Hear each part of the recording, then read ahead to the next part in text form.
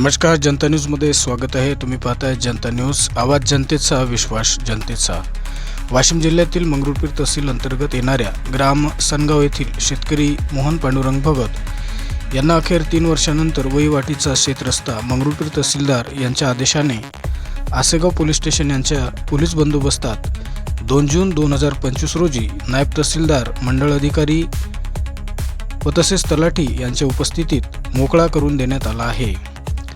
त्यामुळे मोहन पांडुरंग भगत यांना न्याय मिळाला असून यापुढे त्यांना आपली शेती योग्य पद्धतीने करता येणार असल्याचे चित्र त्या ठिकाणी दिसून आले आहे। मंगरुळपीर तालुक्यात वहिवाटीच्या शेतरस्त्याचे अनेक प्रकरणे प्रलंबित असल्याने शासनाच्या आदेशाप्रमाणे सर्वांना वहिवाटीचे रस्ते मोकळे करून देण्यात यावे,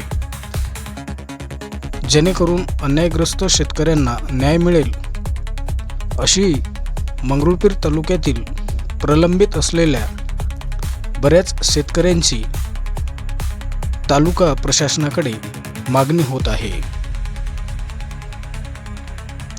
जनता न्यूज, मंगरुळपीर, जिल्हा वाशिम। पहा सदैव जनता न्यूज, आवाज जनतेचा, विश्वास जनतेचा।